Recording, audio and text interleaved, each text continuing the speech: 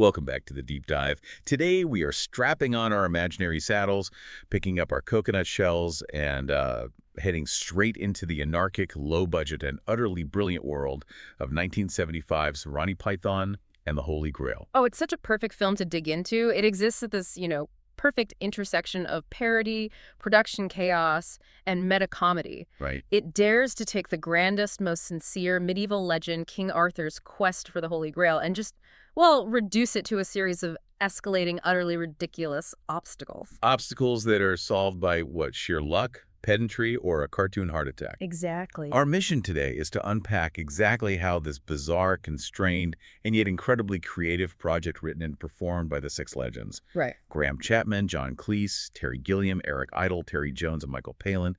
How they managed to find funding, navigate impossible shooting conditions, and ultimately become this cornerstone of cinematic humor. It really rewrote the rules. We're not just going through the jokes, we're studying the logistics of genius under duress. And we have to start by establishing the context here. I mean, this was not a lazy sequel or some kind of cash-in. No.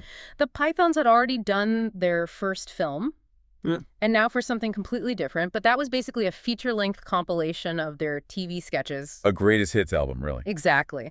Holy Grail was conceived during the hiatus between the third and fourth series of Monty Python's Flying Circus, so it demanded an original feature-length narrative. They had to prove their material could sustain 90 minutes of focused, if chaotic, storytelling.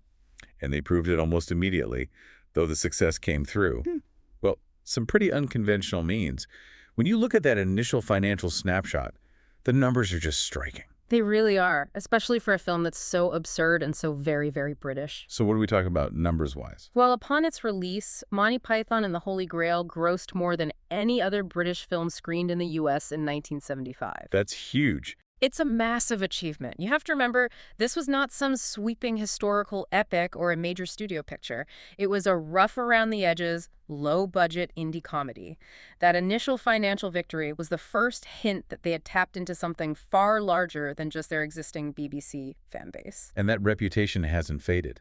I mean, if anything, it has compounded over time. You just have to look at the polling data. Oh, absolutely. In 2011, there was that ABC special Best in Film, and they selected Holy Grail as the second best comedy ever made. Only trailing Airplane. Right, which is another masterclass in joke delivery, but a very different kind. And its status is even higher back home in the UK. It constantly ranks near the very top of comedy polls. Like in 2000, Total Film Readers ranked it the 5th greatest comedy. And Channel 4 had it at 6th in 2006. So this film didn't just succeed, it actually defined the comedic vocabulary for generations to come. That longevity is just incredible, but you raise a good point. Why does it resonate so powerfully, across multiple decades? Is it just timing? Did it just perfectly capture that countercultural moment of the 1970s? That's a really good question. I think the enduring appeal lies in its utter irreverence. Yes. The 70s audience was just primed to reject these grand establishment narratives.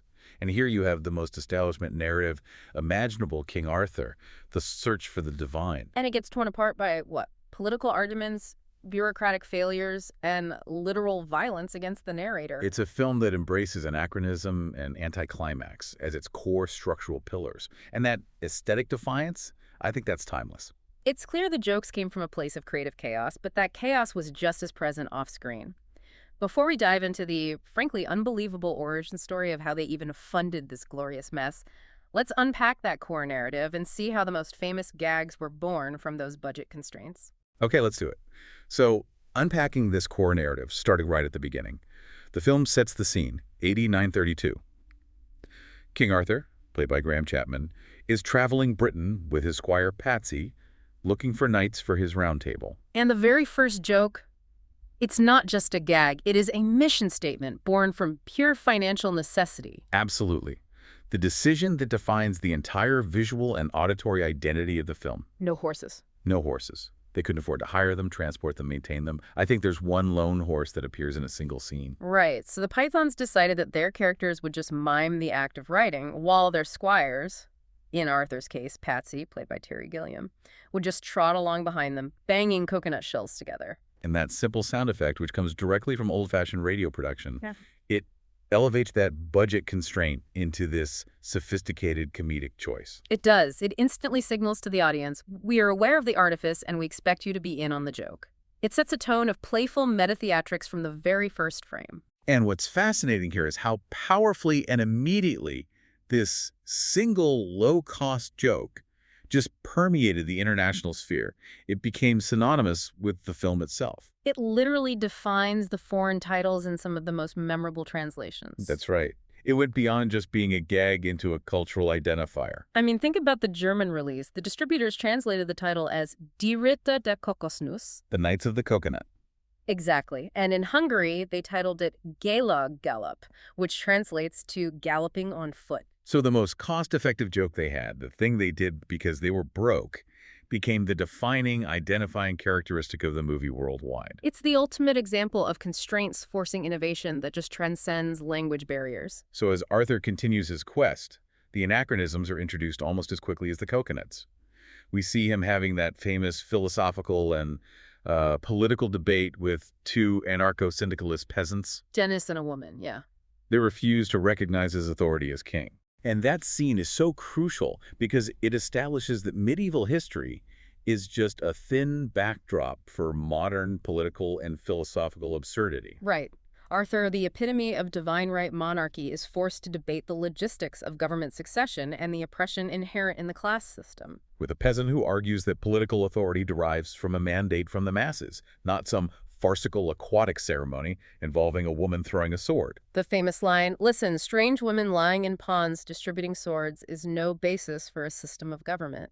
It's just utterly brilliant, and it defines the film's refusal to respect any historical genre tropes. And then the recruitment drive that follows is essential for establishing the core ensemble, and it's another place where their limited resources just shine. Right, so we meet Sir Bedivere the Wise, Terry Jones, at that completely illogical witch trial. A perfect example of medieval science being scrutinized by modern pseudo-logic. Then we meet the others, Sir Lancelot the Brave, John Cleese, Sir Galahad the Pure, Michael Palin, and of course, Sir Robin the not quite so brave as Sir Lancelot. Eric Idle. Plus the very self-aware Sir not appearing in this film. And the brilliance of the casting is how the same 6 pythons played dozens of roles, making this small cast feel absolutely massive. That, too, was a budget constraint turned into a feature, right?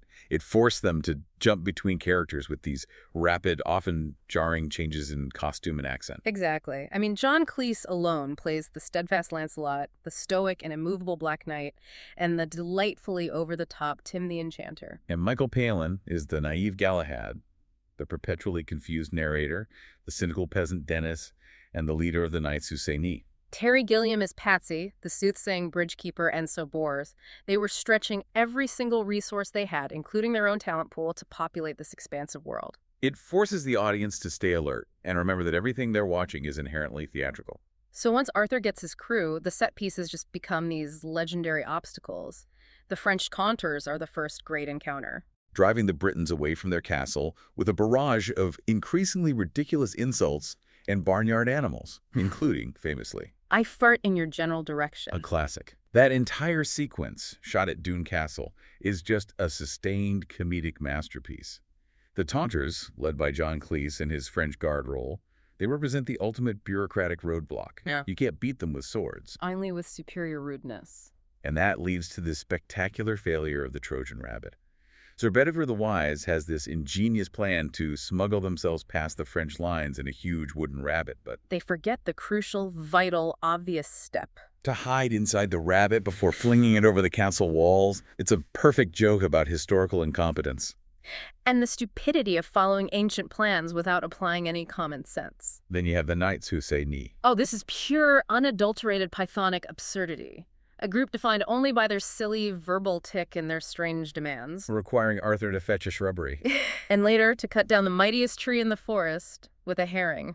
It's a non sequitur obstacle that exists solely to force Arthur and his men into this bizarre servitude, just furthering the chaotic structure of the plot. And the journey takes some unforgettable detours, like Sir Galahad the Pure being rescued by Lancelot from Castle Anthrax. The joke here being that Galahad is tricked by a grail-shaped beacon into finding a castle populated exclusively by 160 nubile young women. All seeking punishment for their sins. It's a spectacular skewering of the conventional chivalry narrative. Galahad, who's supposed to be the most steadfast, is about to fail in the most glorious way possible, only to be saved by the sudden, misplaced chivalry of Lancelot. Ah, yes, Lancelot's famous bloody rampage at Swamp Castle. He receives a note, assumes it's a damsel in distress being forced to marry, and proceeds to slaughter several wedding party members on his way to the tower. The irony being that the author of the note was Prince Herbert, a sensitive, effeminate prince being forced by his monstrous father to marry against his will. So Lancelot's heroic act is just a spectacular failure of communication. It reveals that blind, aggressive heroism is just as foolish as anything else in this world. It's a huge operatic set piece achieved entirely through low-budget stunt choreography, relying on the visual shock of unexpected violence cutting through the comedy. But the set piece that truly defines the arbitrary nature of fate and logic in this film, and one that required true pedantic genius, has to be the Bridge of Death. This is where the soothsaying bridge-keeper demands 3 questions be answered to cross the gorge of eternal peril. Lancelot breezes through, right? Simple questions. What is your name? What is your quest? What is your favorite color? But Sir Robin is defeated by an overly difficult question. What is the capital of Assyria? And he's flung into the gorge. And Galahad is defeated by an easy one. What is the average airspeed velocity of a fully laden swallow? He just hesitates. But Arthur employs a meta strategy. When he's asked the same question that stumped Galahad about the airspeed velocity of an unladen swallow, he turns the question back on the keeper. He asks for clarification. African or European? And the bridge keeper, hoist by his own petard of obscure knowledge, can't answer and gets thrown into the gorge himself. Yeah. Arthur wins through pure, frustrating pedantry. It's a moment of victory achieved by turning the arbitrary rules back onto the system itself. And while all these absurd Knight's Tales are unfolding, we have that bizarre, disruptive running gag that was established much earlier. The historian. Right. A modern-day historian, Frank, filming a documentary about King Arthur, is violently murdered by an unknown knight. And this triggers a modern police investigation that keeps interrupting the medieval narrative. Which leads right into the famous killer rabbit of Caerbannog scene. The knights severely underestimate this creature, which is defined by the title sequence as just a fluffy white rabbit. Leading to the rapid and bloody deaths of Sir Bors, Sir Gawain, and Sir Ector. It's the ultimate subversion of fantasy tropes. Here's this massive cavern clearly meant to be guarded by some terrifying mythical creature, and it's guarded by a cuddly bunny with sharp teeth. They only defeat the creature using the sacred nuclear option, the Holy Hand Grenade of Antioch. Provided by Brother Maynard, of course. It's an escalation of the absurd that Python practically invented. But that victory is short-lived. They go into the cave of Caerbannog, where they are chased by the truly terrifying animated legendary Black Beast. And this is where the metafiction hits its glorious literal peak. Yes, the knights are only saved because the film's animator, who we see working on the Black Beast drawing, unexpectedly suffers a fatal heart attack. His death causes the Black Beast to just disappear from the screen, freeing the knights. The creative process itself is interrupted by a sudden, violent, modern death. Which is arguably funnier than any medieval solution would have been. And it perfectly sets up the final, jarring anticlimax, one that even John Cleese later admitted bothered him, although it was chosen precisely because it was the most efficient way to end the chaos. The anticlimax is just devastatingly effective.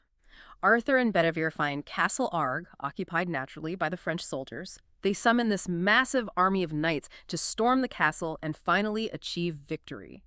But before the charge can even begin, the police, who have been tracking the investigation since the murder of the historian, arrive. They arrest Arthur and Bedivere on suspicion of the historian's murder, and in the ultimate act of narrative destruction, one of them physically breaks the camera. And a film just cuts. Mid-charge. There's no conventional resolution. The modern world violently shuts down the medieval fantasy. It's a final, chaotic punctuation mark that denies the audience any sense of closure. It forces you to confront the film's satirical aim.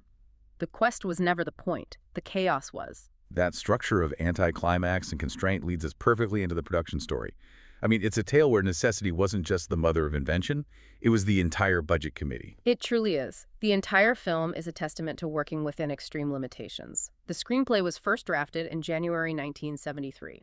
And initially, the script was half medieval and half modern-day material, right? Sort of like the TV show. Exactly. It would have mirrored that sketch format.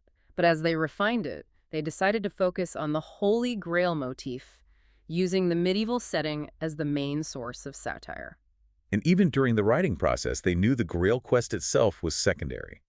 By the fourth or fifth draft, the cast was already joking that the Grail never being retrieved would be a big letdown, a great anticlimax. They understood the expectation they were building and were determined to subvert it from the very start. And making the film was a huge learning experience for the production team, too. This was the feature directorial debut for both Terry Gilliam and Terry Jones. Yes, and they described the dynamic humorously as involving a high degree of mutual disrespect. You had two people learning to direct a feature film at the same time. A baptism by fire. Completely. Forcing two incredibly creative minds to constantly compromise and push each other, all while constrained by a shockingly small budget. Which brings us to the truly wild story of the film's financing. I think this is possibly the greatest behind-the-scenes anecdote in cinema history. It's up there. The problem was simple.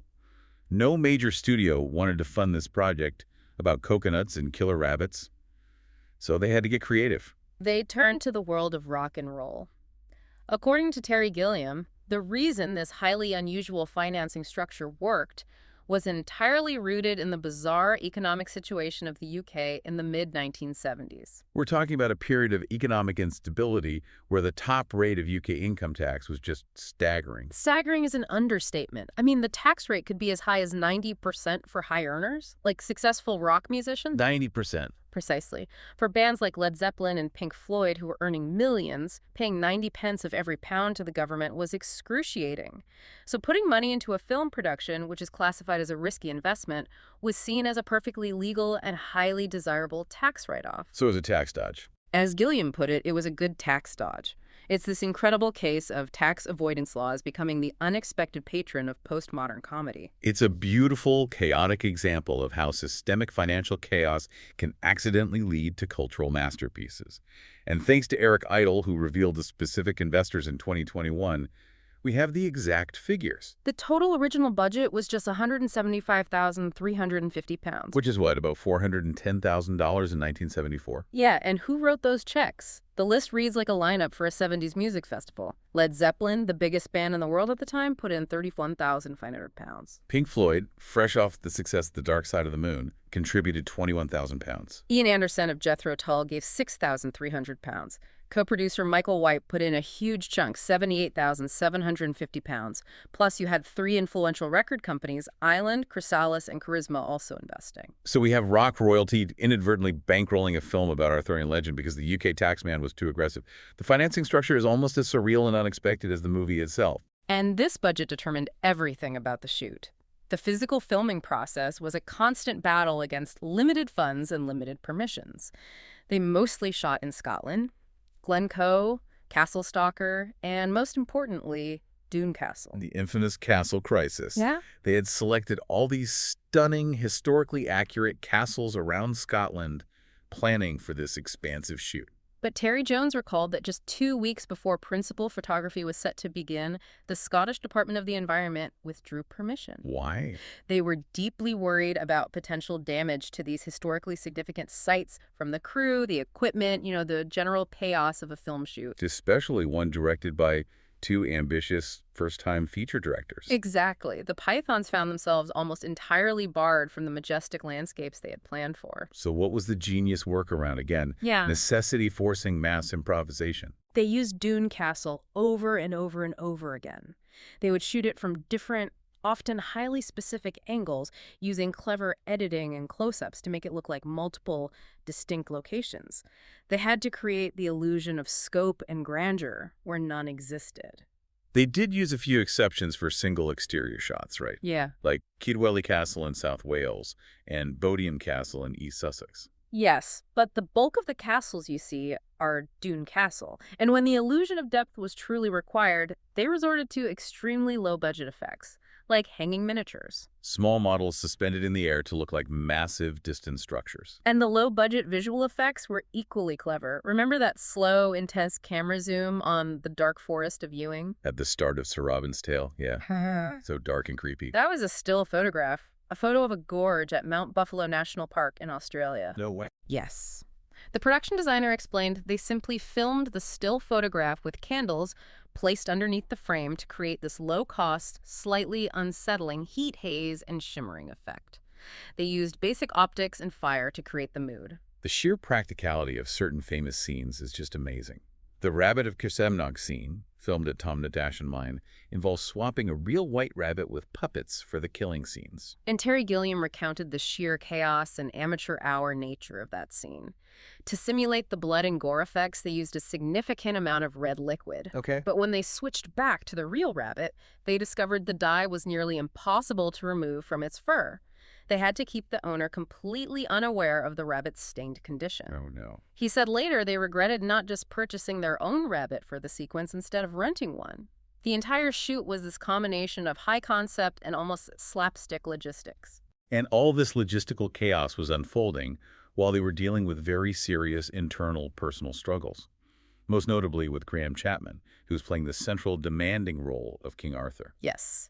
As widely documented in Python biographies, Chapman was struggling severely with alcoholism during the filming period. He was suffering from acrophobia, trembling, and severe forgetfulness, all symptoms related to his dependency. And for a role like King Arthur, which required this level of straight man authority and presence that the Pythons rarely used, he had to perform under immense pressure. Precisely. The demanding nature of the production required him to be, as he put it, on an even keel.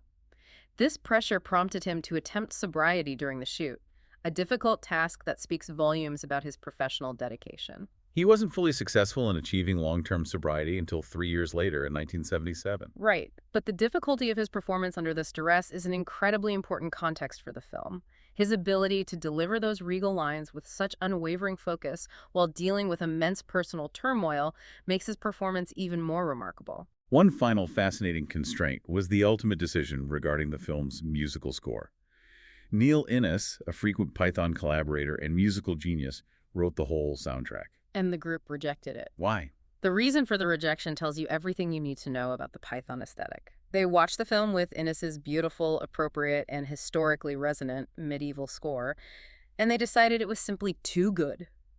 Too appropriate. It undercut their entire attempt at parody. It added too much legitimacy. If the music sounded genuinely epic, the jokes about coconuts wouldn't land as hard. Exactly. It would have felt like a respectful, high-production satire. Python wanted it to feel slightly cheap, chaotic, and perpetually off-kilter, so they opted instead for canned music. Licensed pre-existing library tracks from the DeWolf Music Library. And this choice maintained that necessary level of low-budget, slightly awkward energy. We even know the specific examples, which is incredible.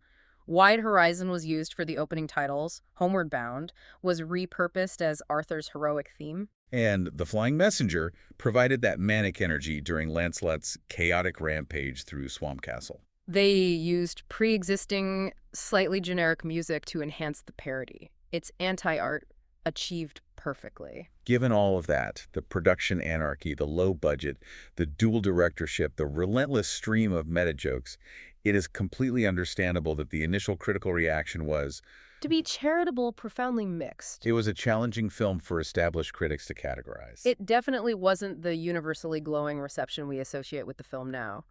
On the favorable side, some major critics praised the innovation. Vincent Canby of the New York Times praised the film's nonstop, occasionally inspired gags. And the Los Angeles Times found its youthful exuberance and its rousing zaniness are hard not to like. So some critics saw the energy and celebrated it for what it was. But the criticisms were sharp, and they revealed this fundamental discomfort with the Python's aggressive rejection of conventional structure. Variety said the storyline was basically an excuse for set pieces, some amusing, others overdone. So they felt the Pythons failed to translate their TV sketch genius into a coherent cinematic feature. And the harshest critiques zeroed in on the film's pacing and the Python's tendency to run a joke into the ground. Gary Arnold of The Washington Post called it a fitfully amusing spoof, but severely criticized it as rather pokey in tempo. Pokey. His critique is fascinating because he cites a specific example. The prolonged pseudo-Swedish subtitles gag in the opening credits. He said it was an example of how the Pythons don't know when to let go of any shtick. And that highlights the schism, right? Fans loved that sustained, escalating absurdity, while critics who valued tighter pacing found it slow and indulgent. Gene Siskel of the Chicago Tribune was maybe the most blunt. He gave it 2.5 stars and famously claimed it contained about 10 very funny moments and 70 minutes of silence. Wow. That kind of critical dismissal reveals a profound misunderstanding of Python's intent. The critics who preferred the punchy, rapid-fire style of Flying Circus felt the feature film format stretched the comedy too thinly. Whereas Holy Grail forces the audience to live in the absurdity of one scenario for an extended period. The long walk to the bridge of death, the drawn-out argument with the French taunters. And that rejection of conventional pacing is precisely what makes it a masterpiece of postmodern comedy, but it alienated traditional critics. However, regardless of those initial reviews, the film's reputation grew massively over time, securing its place as a cult classic. But the ongoing discussion about the movie often centers on that final, jarring, police-interrupting anticlimax. And John Cleese himself was disappointed by it, which is the ultimate irony. In a 2017 interview, he said, "The ending annoys me the most. It ends the way it does because we couldn't think of any other way." He felt it was a cop-out. But I was reading that they did think of other ways. Michael Palin's archive, which he donated to the British Library in 2017, documented a discarded, much pricier option. What was that alternative? The alternative was a huge, complicated battle scene. It would have involved the Knights of Camelot, the French, and even the Killer Rabbit. The narrative climax the audience was traditionally owed. Yes, but this choice loops us right back to the central theme of this film. Pragmatism and budget reign supreme over narrative satisfaction. So the police arrest ending was chosen because it was cheaper and funnier, according to Palin's notes. The ultimate decision for the film's conclusion was purely pragmatic, disguised brilliantly as an absurdist philosophical statement. And that pragmatic absurdity continued long after the film's theatrical run. Its afterlife in home media and derivative works is almost as interesting as the production itself. The 2001 special edition DVD is a classic example. It included unique features like 2 commentary tracks and the famous subtitles for people who don't like the film.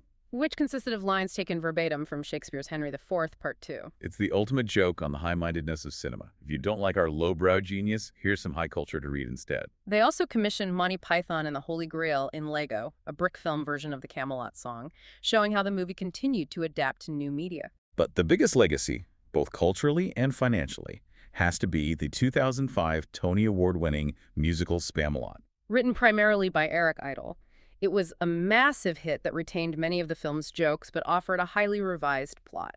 It proved the material had serious theatrical legs. And serious box office draw. And Spamalot itself nearly became a film. 20th Century Fox greenlit a movie version in 2018. It moved to Paramount in 2020. But here's where the old Python dynamics, the inherent internal tension of the group, resurfaced. What happened? In 2021, Idle confirmed the film adaptation was halted because 2 of his former colleagues opposed the project. The Python machine is always defined by internal debate, even over projects that promised massive financial returns. And that debate, and the success of Spamalot, had serious financial repercussions tied directly back to the original low-budget film. In 2013, the Pythons lost a significant legal case to the film's original producer, Mark Forstater. It is a crucial part of the legacy. Forstater claimed that because he produced the original film, he was entitled to 1/7 of the royalties generated by the derivative work, Spamalot. 1/7. The same share as the 6 Pythons, who were the writers and performers. He argued his contract entitled him to that share of profits across all exploitations of the work. The court agreed. Wow. And what did that cost them? The ruling cost the Pythons a combined £800,000 in legal fees and back royalties, a truly staggering sum. The success of the film led directly to this massive, painful financial reckoning. And that enormous bill forced the group to do something unprecedented. They arranged and performed the stage show Monty Python Live, mostly, at the O2 Arena in London in 2014, specifically to cover the cost of those royalties and legal fees. Think about that loop. The film was created under extreme poverty, funded by rock stars using tax loopholes. Decades later, its success in a derivative format, Spamalot, created a legal debt so enormous that the Pythons had to reunite for their final performance run, selling out massive arenas just to pay off the lawyers and the original producer of the film they shot for almost nothing. The chaos of Holy Grail has always been deeply intertwined with the chaos of its finances.